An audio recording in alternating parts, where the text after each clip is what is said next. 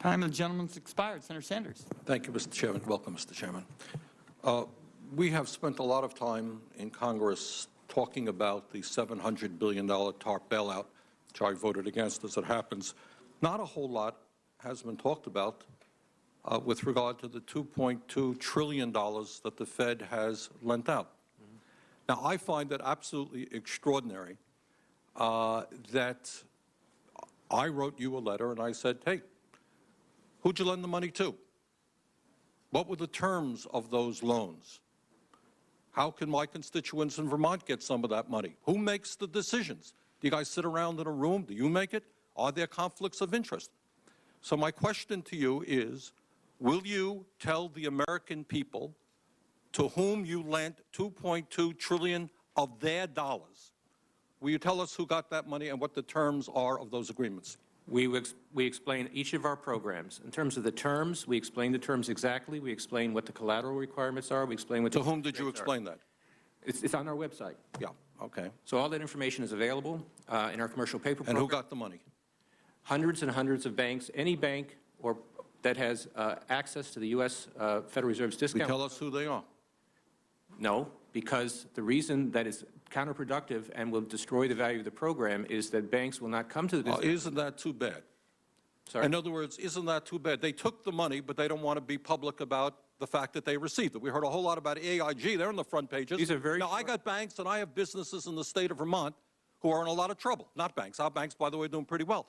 Now, how do these guys who are honest business people get it? Do you have to be a large, greedy, reckless financial institution to apply for these monies? There is no subsidy. There is no capital involved. There is no gift involved. It is a collateralized, short-term liquid loan that is both over-collateralized and is recourse to the company itself. We have never lost a penny doing it. And how can other institutions get those loans as well? According to the law, we are supposed to be lending to depository institutions. Let me just say this, Mr. Chairman. I have a hard time understanding how you have put $2.2 trillion at risk without making those names available, those institutions public. And we're going to introduce legislation today, by the way, to demand that you do that. It is unacceptable to me that that goes on. Mr. Chairman, one of the issues that bothers me very much is that for many, many years, some of us were concerned about deregulation. Some of us were very concerned about where the economy was going. We didn't hear much coming from the Bush administration, who told us over and over again that the fundamentals of the economy were sound. We didn't hear much from the Fed. Now, looking back, do you think that maybe there was a problem there, that you did not raise some alarms out there and said, we got a problem when trillions of dollars are being floated around the world in a deregulated, non-transparent way? When you heard people talking about the fundamentals of the economy being sound, how come you didn't raise an alarm? Well, there was a massive credit crisis, and it's been true that our regulatory system and our financial supervisory system did not succeed in preventing those impacts. And I think it's very important that we not succeed in preventing them. Let's take it another way. Do you think that the repeal of Glass-Steagall was a tragic mistake? No, I don't think so.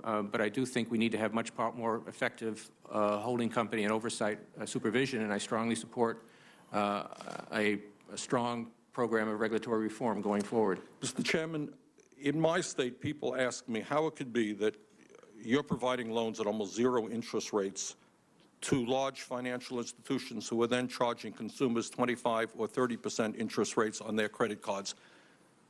Do you think that that's acceptable, or do you think that those institutions that are receiving help from the Fed should substantially cut those interest rates?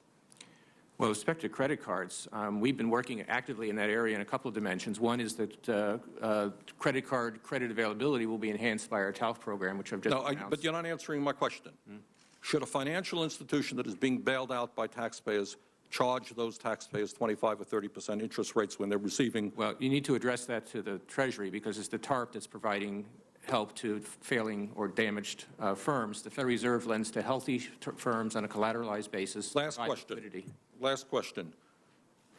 Many, again, of my constituents, and I think people all over this country, are wondering why the CEOs of these large financial institutions who have been extremely greedy, reckless, and maybe have engaged in illegal behavior have not been fired, so that we can work with people who want to really reform the system. Should the CEOs of the financial institutions that have led us into this deep, deep recession be fired? Well, pay and job tenure should depend on performance, and those which have performed poorly should lose their jobs. Are any of them who have been, Many have lost their jobs. most of them, of the major guys, are still holding their positions?